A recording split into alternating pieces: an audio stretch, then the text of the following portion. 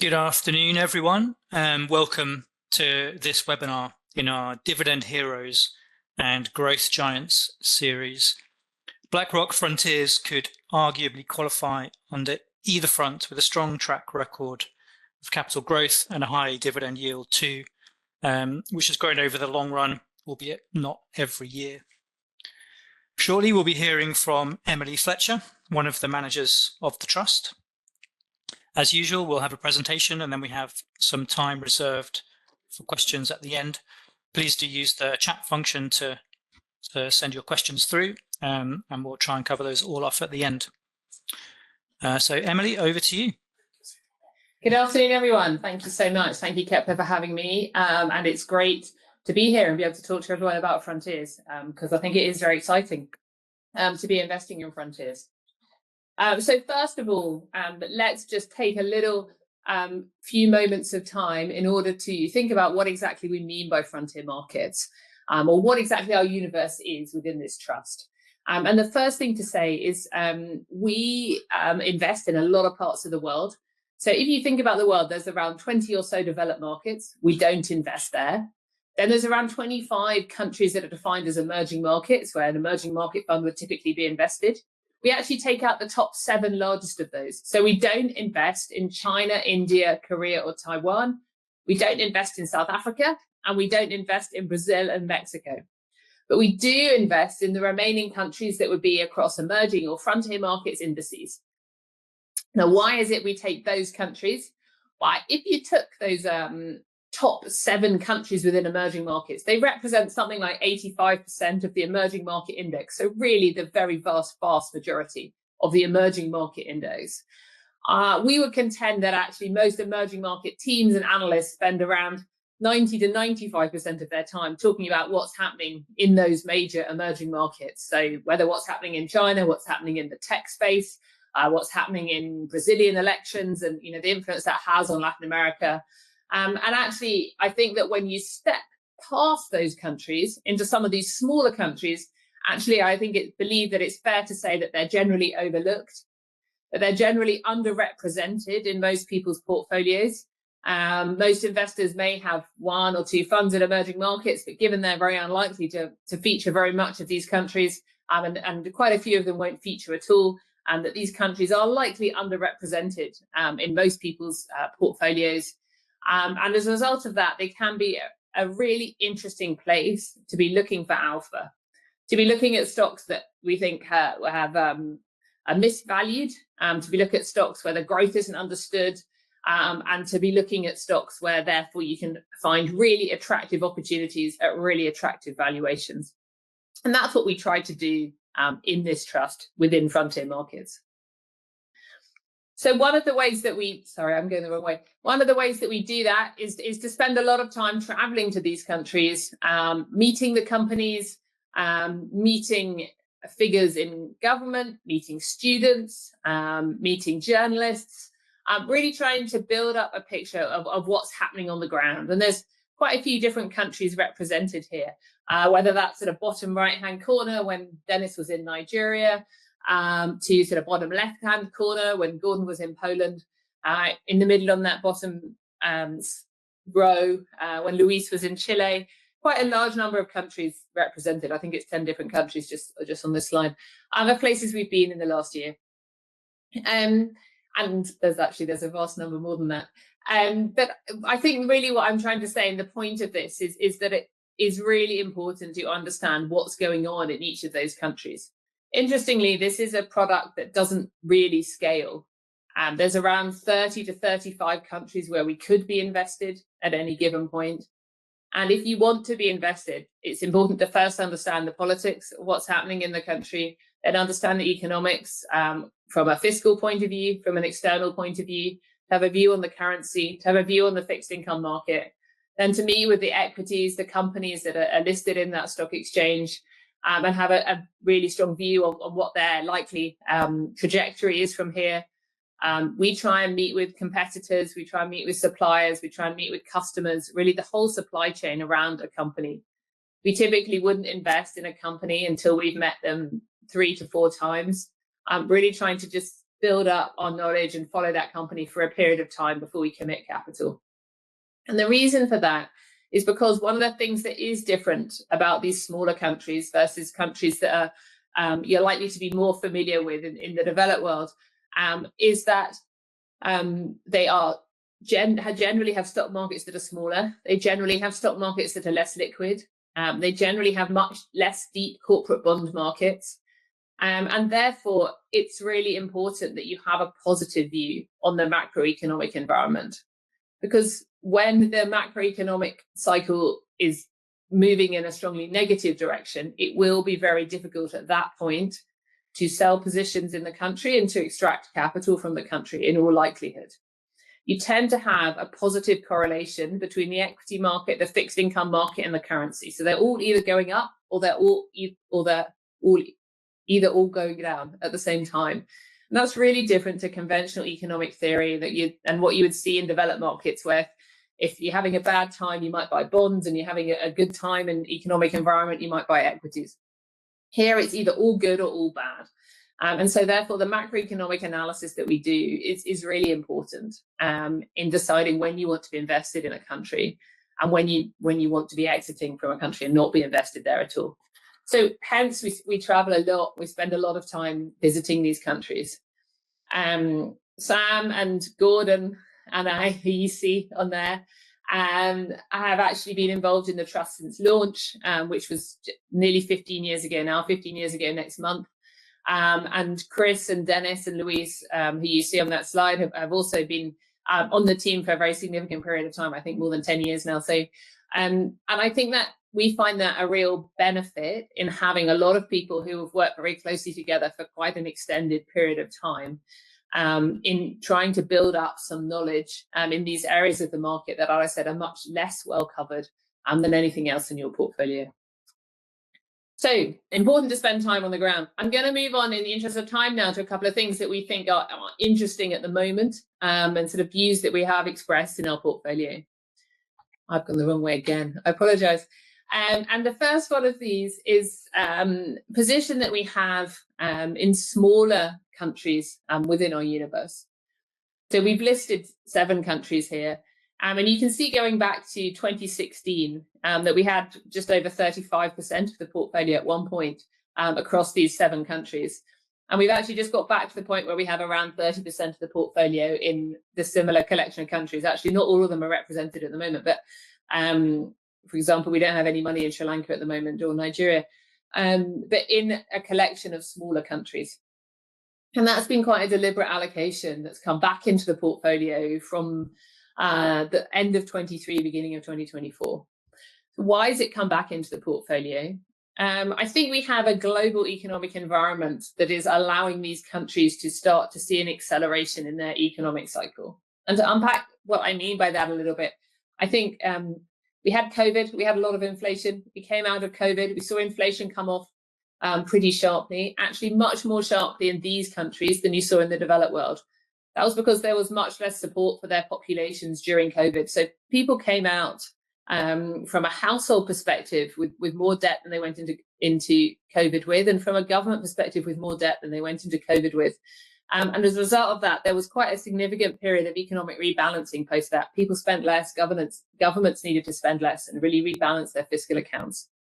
That is something that provides a pretty negative credit impulse to the economies. And we saw quite a significant slowdown across really all of these countries. I guess what ties them together is that they are all fairly small countries which have current account deficits and balance of payment deficits, so twin deficits. Actually, having had that period of rebalancing, which was probably from sort of 2022 to 2024, we've reached the point where governments have sufficiently rebalanced, households have sufficiently rebalanced, and as a result of that, interest rates can really start to come down. And that's coupled with the fact that globally we've seen interest rates really come down everywhere. These countries are still running pretty significant real rates in all of them, but we've reached a point where that rate trajectory has started to fall. And as it does, we've seen economic acceleration move up. So examples for that would be croissants sold by a company in Egypt, which as of the last quarter saw 20% year-on-year growth, or autos in Egypt, which again saw similar percentage increase in sort of volumes of cars sold. we're starting to see a fairly meaningful pickup in consumption activity across these countries, and that's should eventually be pretty positive for equity market valuation. So that's why we pre-positioned in these countries. And to give you some sense of sort of valuations as to why we thought it might be interesting to sort of move as we started seeing that, rather than sort of post when these trends were confirmed. You go back to the beginning of this year, for example, that we had a couple of banks in Kenya that were trading on 2 times PE. And we have banks somewhere else that's trading on 20% dividend yield. So you're right, these countries are not fully out of the woods. You would be totally right in saying that there could well be significant risks of investing here. And we do need to see that economic acceleration continue to come through to be right on having positions there. But we think the valuations are such that we have a good chance of being rewarded for taking that risk. One of the other areas that we're quite interested in, or quite positive on, that we have expressed in our portfolios, one of the other views, is really around, I guess, increased political stability in the GCC and ways that that's playing out. So I think we are in a world where the tension that we've seen between East and West, between the US and China, we believe is likely to continue. And we don't see any sort of near-term resolution to that conflict.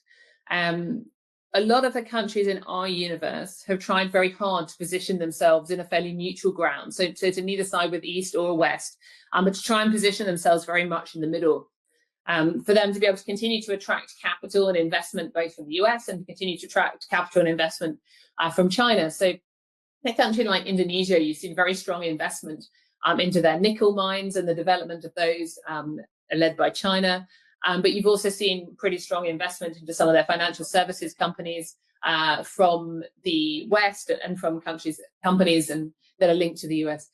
So you've seen it really try to position itself in the middle. And we think the region that's really nailed this, I guess, and been able to do it the best will be in the GCC, and particularly in Dubai, which I think has been trying to position itself or claim to be a global financial center since 2006. And that probably wasn't really a reality for the first sort of 15 years post that. But I think is becoming much more of a reality now. I think the geographic position, whereby in terms of time zone, it sits well between East and West.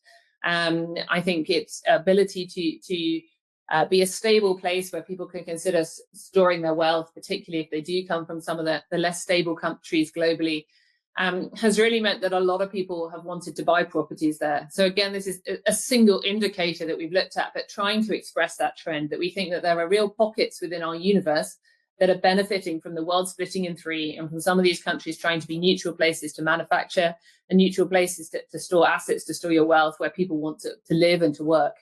And you can see that the huge boom in property sales that the UAE's had. So the final bar obviously being for the first 3 quarters of this year. If it carries on this rate, it would hit 81 billion dirham. So quite very significant acceleration from what we were seeing at pre-COVID times. I think the third reason, or the third strand of what we've been investing in and holding in the portfolio year to date, is just trying to express the level of valuation dislocation that we see between our universe and more developed markets. And I've referred to this a couple of times already, but I think that the valuation gap is at levels that are very extreme, even versus a history of developed markets having done well for a very long time. And so for where we sit, our universe is cheap on an absolute basis and a relative basis versus history, with obviously some of the examples I've given you. So banks on 2 times PE, collection of stocks with dividend yields above 10%, really trying to explain the sort of levels of valuation discount that we've seen in the universe at the moment. And that's one of the aspects that we've had in the fund.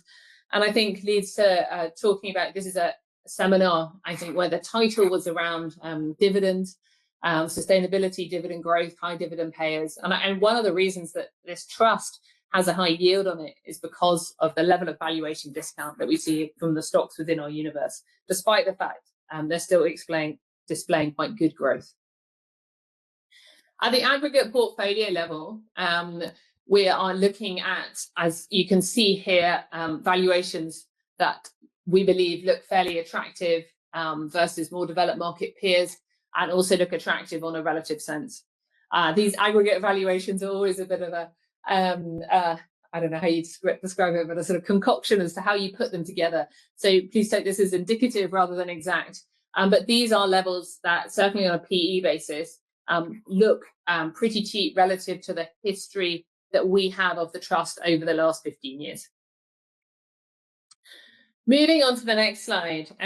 This is trying to express something that we think is quite interesting about the trust, and actually we appear to have lost the slide after that, which expresses it as well. But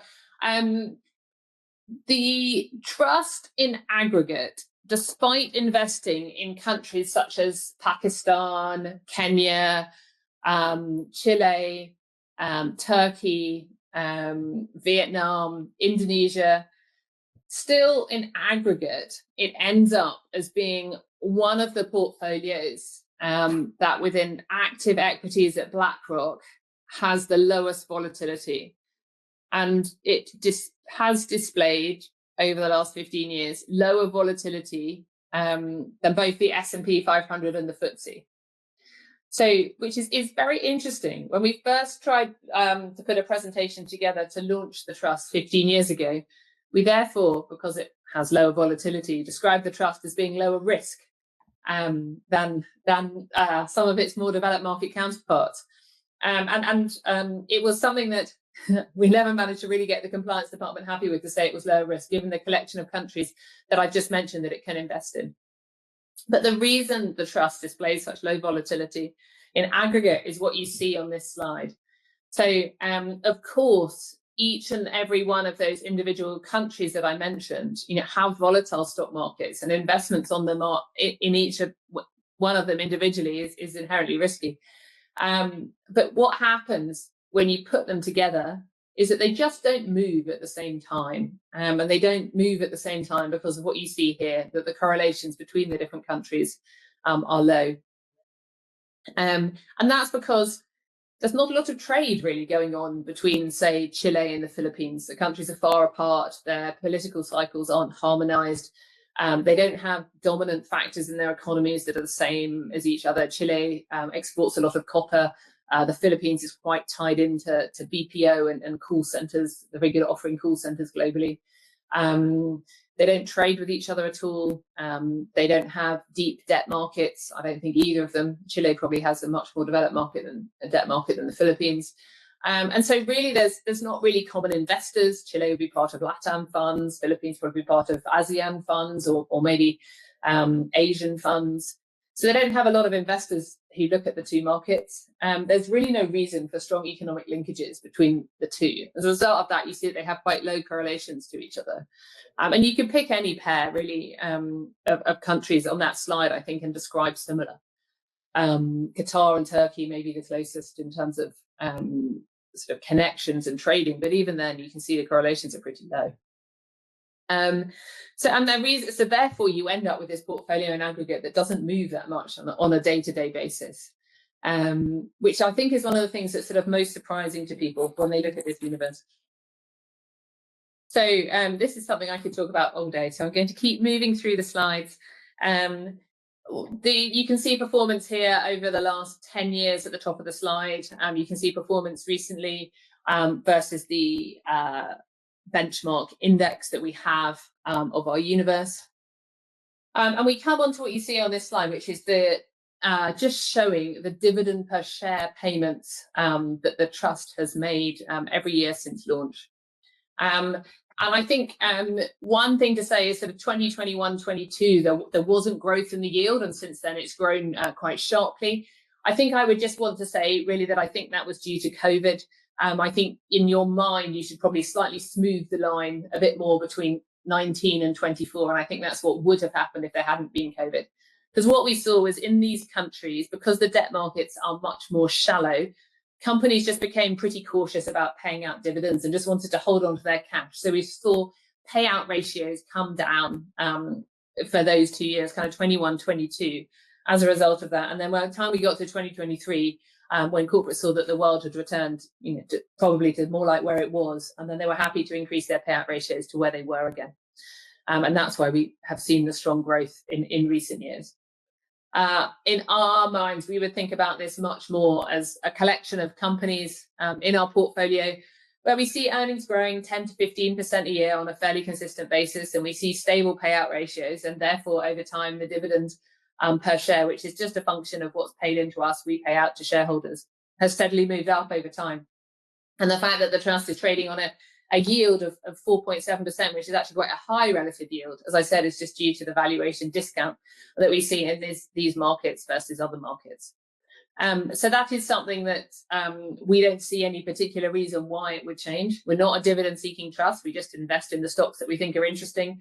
But it has consistently been displayed yield-paying qualities over the past years. And there are a couple of reasons for that, in that we obviously have a number of countries where, just for Islamic reasons, there probably has been a prohibition on paying collecting interest, and perhaps more towards paying dividends. But it depends by country, and it can be quite cultural rather than having any other reason for whether or not companies tend to pay dividends. So a couple more slides just to touch on here. I guess this one is maybe what some people have been waiting for. What do you actually invest in? Where's the portfolio actually positioned, and what have you got in it at the moment? And hopefully some of these will be clear that they fit under some of the themes that I was talking about earlier of what we like in the portfolio.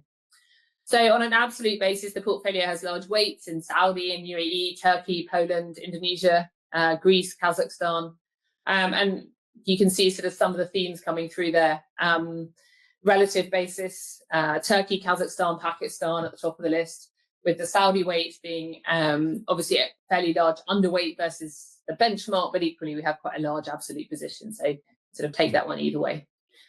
We would say in terms of Saudi that there's some really interesting opportunities. The extent of modernization that we've seen in that country over the past 5 to 10 years has been phenomenal. The social changes are very, very stark. I was actually there a week or two ago. And it just reminds you when you travel there how much it's changed. And every time we travel there, more's changed. So some really interesting opportunities, sort of fast growth, but equally the market did quite well in 2023, and valuation then reached quite high levels, especially given some of the opportunities we have. And I think we are starting to see a bit of a pullback in some of the mega projects, and perhaps a bit more competition being introduced in some sectors. So a few companies with pressures on margins, and hence the position that's sort of moderate in Saudi Arabia. And not touching on maybe another country, it's hard to know exactly which one to touch on. Pakistan, and that's one of the largest weights we've had in Pakistan for some time at 6%. Actually, it's been one of the markets that's done really well this year, but that's on the back of a deal with the IMF. So that we're now seeing FX reserves build. I think on the cusp of seeing some SOE privatizations come through that will really help government finances. We've seen some maybe small steps towards relieving some of the circular debt problems in the utilities sector. So some government modernization, current account balance improvement, fiscal balance improvement, and the equity market really run ahead of some of those really coming through with the extent to which that's performed this year. And we can come back to any of those countries in particular if anyone has any questions. I'm happy to talk about any of them. But moving on to sector weight in the portfolio, you can see we do have a large weight financials and real estate. I think the one thing to say about the financials weight is it's really, really different looking at financials, which are, I think, sort of 95% banks in the countries where we're invested within our universe. And that's because most of the countries do just banking, and they do just banking in a single country. A lot of the expansion that they're seeing at the moment is around really interesting things like digital payments, consumer reaching out to sort of unbanked consumers, some AI lending, AI-driven lending that's allowing banks to reach sort of consumers they wouldn't have been able to touch before. So some quite interesting angles for growth, I'd say, that are coming through in various different countries.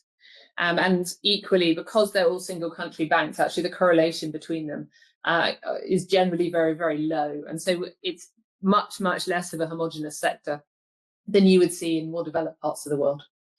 But also good exposure, consumer real estate as well. Again, just really positioning for some of these early cycle plays and growth in economic activity accelerating. You can see the top 10 stocks here. I think what's interesting about that is just the countries. So we seem to have lost our flags here, but we go UAE, Saudi, Indonesia, Hungary, Poland, Saudi, Poland again, but the first one probably wasn't really Poland. It was fairly diverse. Southeast Europe, Turkey, Pakistan, Greece. So a huge variety of countries represented within our top 10. Not quite 10 countries, that would be nice, but I think it's 8 or 9. And then just to give a little bit more context then here around the large weight that we have in financials. And I think it's because it is a high weight, but actually over the past few years, it's been something that we have had at a higher weight than historically, really on the back of quite strong conviction that this was one of the sectors where we could find the most value. And it is interesting in hindsight to see the extent to which the financial sector in aggregate has really driven performance across our universe. And again, I just slightly repeating myself, but I think that's because we have seen a lot of these countries come through a quite significant economic cycle post-COVID. So to sum it all up, I think that what we have in frontier markets is a really interesting universe, or frontier and small emerging markets. It's a really interesting universe where we do see very strong growth in a number of companies. We see growth into underpenetrated sectors and new areas such as digitization. And we see that growth being able to continue for a fairly long runway. At the same time, given the valuations of the stocks we're investing in, we do see really attractive yield in the companies where we're invested. And that generally has translated through into dividend yield and then to yield on the trust. We do see cheap valuations. These are cheap on an absolute sense. They're cheap on a relative sense versus our history, and cheap on a relative sense versus more developed markets. And that does all come at very interestingly low volatility in aggregate.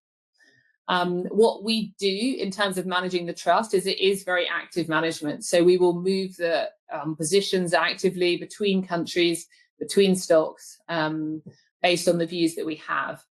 And if we are worried about a country, our weight there will be 0. It won't just be reduced, it will be 0. And we believe that's really important in managing funds in these countries. We do believe in hard currency returns. That goes with the above. That strong belief in positive correlation between equity markets, fixed income markets, and currency markets means that following currency is really important. Our investors need us to get returns in dollars and not in kwacha. And we spend a lot of time on macroeconomic analysis to at least try and get that right.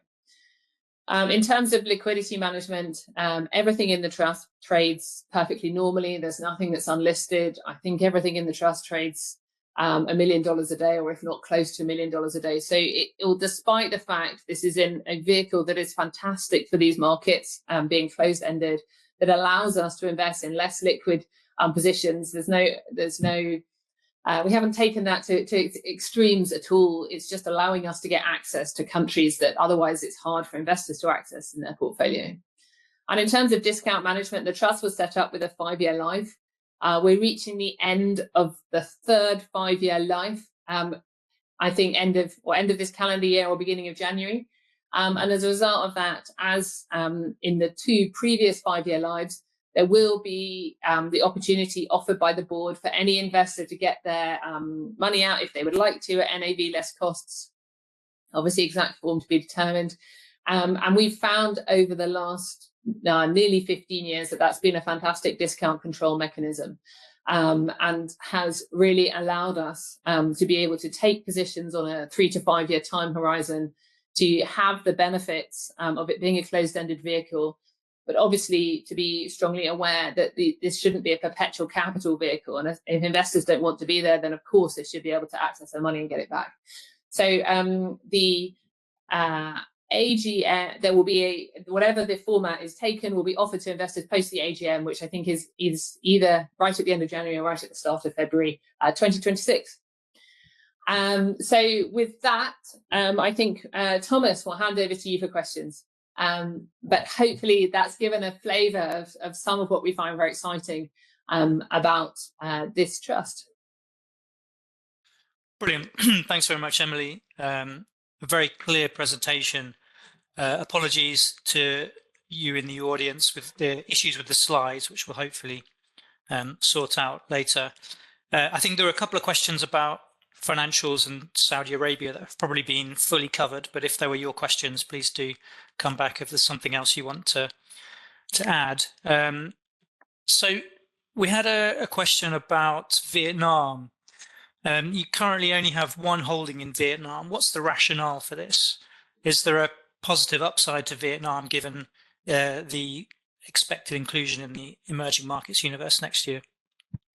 So I think we have two holdings in Vietnam at the moment, both of which are interesting positions, have long run potential.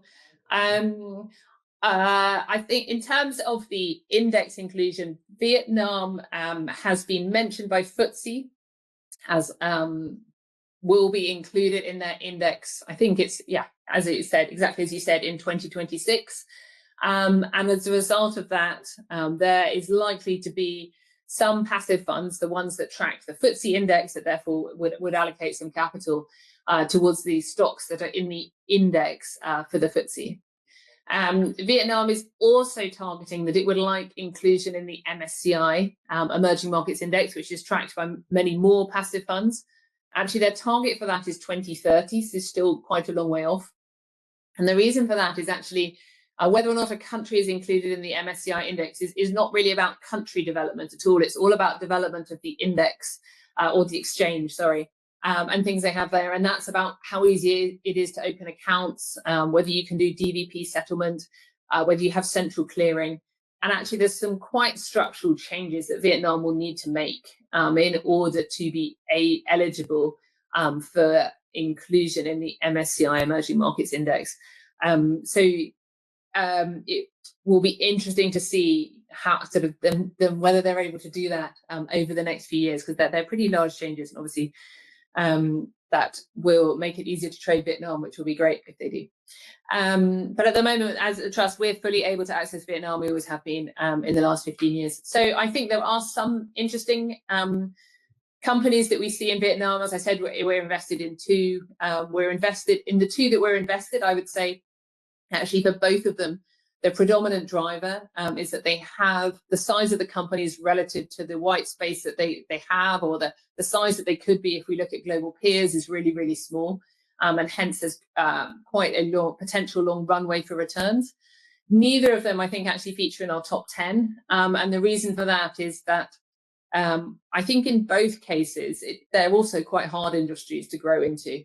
And they have shown success in their growth plans in some years and less in other years. We are excited by both companies, but positions controlled accordingly. And I think at the economic level, the Vietnamese market has done very well this year, but a lot of that performance concentrated in a couple of names. At the broader level, I think there's definitely some interesting opportunities. At the moment, we just find, other than the two stocks we've got, we find more opportunities elsewhere. And I think particularly sort of valuations at a bigger discount elsewhere. But this is a universe where there is a lot of competition for capital for the portfolio, because there's a lot of countries looking quite good at the moment. And sticking with the country allocation, you have limited exposure to Latin America and Southeast Asia. Could you explain why, please? Sure. Yeah, we do have limited exposure to Latin America. So I guess the countries that we can access easily in Latin America would be Chile, Peru, and Colombia. We have a little bit of exposure to Chile. In hindsight, we should have had more in both Chile and Colombia. Both have done really, really well. In Chile, we were somewhat concerned about the elections. In hindsight, we didn't need to be concerned. And I guess what we have seen in the precious metals market has been even better than we were expecting. We do have some gold. We were fairly positive, but we could have been much more. And I think that's been a huge benefit for Chile. So that is one we missed. Colombia, actually, I think similar. We were quite concerned about the extent of the fiscal deficit there. And it seems to have only widened since we were concerned. But actually, the market's done really well despite that. So that's one, I guess, where, it's one where we should have had more exposure and we don't. But in both of those, I think where the markets have already done very well, we're loath to add more capital at the moment. And both of them are fairly small in terms of size, and Peru as well, fairly small in terms of the size of their universe. Peru is one, I think, where we will see probably increased economic allocation, and it's actually one we're looking at more actively, albeit it's quite hard to access too much in that market. And sorry, the second comment was Southeast Asia. In terms of Southeast Asia, we do have some exposure across that region. So we have positions in Indonesia, Thailand, and Philippines, as well as some in Vietnam in Southeast Asia. So it would represent a portion of the portfolio, 20%. So meaningful, but not hugely high versus where we have been historically. And I think, again, we just see challenges in all of those countries. Thailand has an election that will come up in Q1, Q2 of next year. I think it will be a tight election, but we're not yet sort of fully on board that we're going to see whole-scale economic change there. And I think they need to do something to address the rising debt that the government's seeing in the country, and certainly the rising leverage in the household sector. And as for the last few years, we've seen a lot of talk about concerns, but actually no real policies to address that. And I think it needs to be addressed before the company can see growth start to accelerate again. Indonesia, similarly, I think saw a political change post the election last year. And again, I think it's just taking a bit of time to really bed down the extent of shift in economic in sort of government spending that they want to see. They're taking money from one area and spending on a different area. I think it will have eventually will lead to sort of growth acceleration, but the interim process of the changeover can be quite disruptive economically. And again, these are markets that trade at premium to what we see elsewhere. So just more of a headwind than a tailwind from policies that we're seeing there at the moment, just causing us to look elsewhere for where we put our capital. So some interesting opportunities, some interesting stocks, but not as interesting as we've seen historically at the moment. And we had a question about the gearing level. Is it right that you take gearing principally through derivatives? And how should we interpret your current gearing level? Does this reflect bullishness on the portfolio? So we tend to use CFDs to go long, which means that we buy some of our long exposure through CFDs, and we do it that way rather than having a fixed gearing on the portfolio, because we found it to be much cheaper over time, and it's also extremely flexible, allowing us to move the gearing up and down if we want to, and also we only pay for the gearing that we're using at any given point. That's why we do it like that. And actually, historically, there are a couple of markets where we predominantly access through CFD, and Vietnam would be one of those. And because it's actually a pre-funding market, so you have to have the money in country first. And if we use CFDs for that market, it takes away some of the operational complexity. So we've tended to use them there. The trust at the moment is geared. It has been geared for much of the past 3 years now, at similar sorts of levels. It tends to be between about 110 and 115% long in aggregate. It tends to move up and down within that range. It's moved up and down just as we've been trading stocks. So, and some of our positions that we trade quicker and some trade slower. So within that range, I don't think there's really any signal at all that we sort of, as it moves between us being more or less excited about the universe and the regions. I think it probably has been a signal over the past 3 years that we've had gearing at that sort of level. Occasionally, I think it's been higher, up sort of 118, and that we have been pretty positive on the universe and on the opportunities over that time period. Great. And you discussed being very positive on the UAE, and obviously Emaar Properties is on the latest fact sheet the largest holding. One question's asking about valuations in real estate in the UAE. Are they fair? Are they expensive? What are your views? So I think it's hard for me to talk about any individual companies, but I think the trends that we are seeing in the real estate sector have shown very strong increases in pre-sales. So because a lot of real estate there is constructed new, we've seen very strong increases in agreements to sell properties as they're constructed, as we had a chart earlier in the presentation.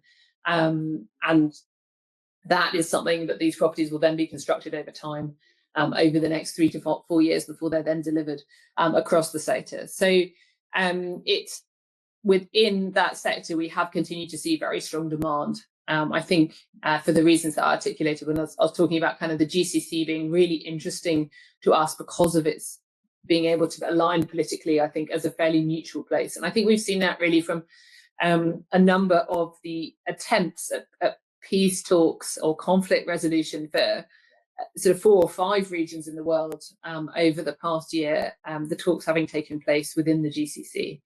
And that's, I think, fairly historic. If you were to go back 15 years, we actually launched this trust about 2 months before the Arab Spring. So I think if you compare it to that, it is quite a significant shift in thinking about the region, that you could have it as the place that's hosting peace talks. Great, and maybe a final call for questions. We've got one more in the hopper. The emerging markets universe has changed quite a lot since the new remit of the trust was changed to include the smaller emerging markets as well as frontiers. Have you ever had discussions with the board about changing the universe once more, with Saudi Arabia becoming larger in the emerging markets and outgrowing some of those that were previously excluded, or even to expand it and maybe bring in countries like Brazil, which only make up 4% or so of the MSCI emerging markets, and so perhaps are equally being overlooked by investors?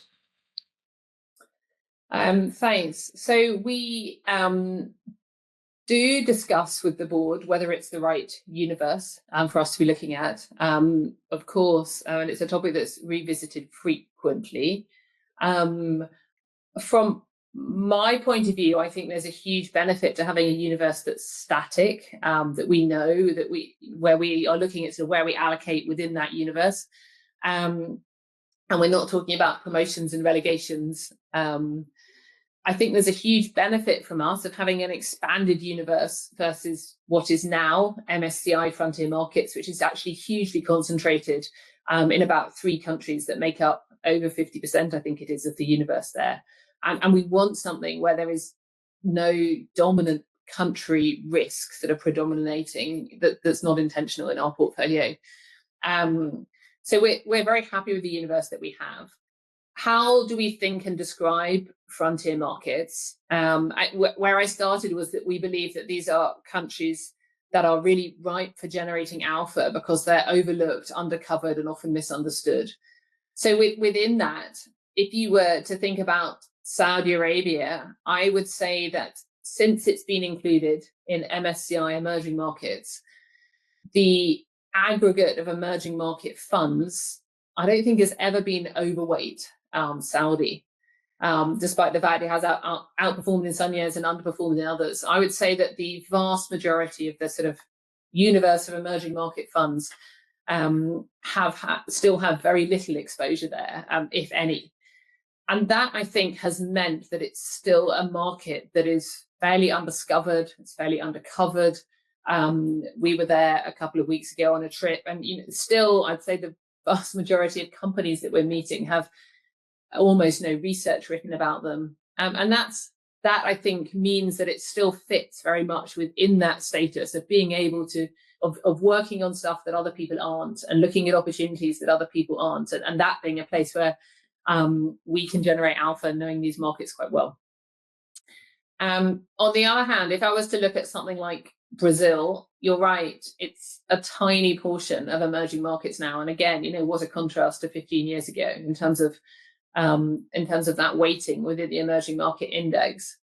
However, if you were to look at regional funds, a Latin American fund, Brazil would still represent the very vast majority of that. I think it's 65%, I'm guessing, apologies if that's wrong, of maybe more, of the index for a Latin American fund.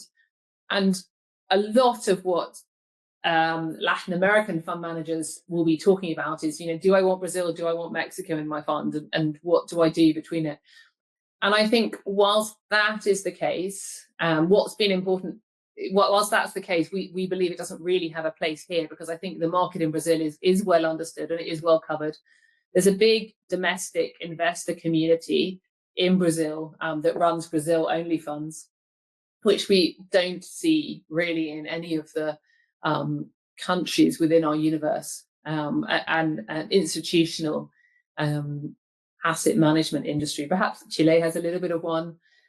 Saudi's starting to have one, but it's certainly not at the institutionalized level, I would say, yet, in terms of experience or know-how. So as a result of that, I think that when you look at you sort of examine these countries, we believe that the universe that we have fits the bill for what we're looking for.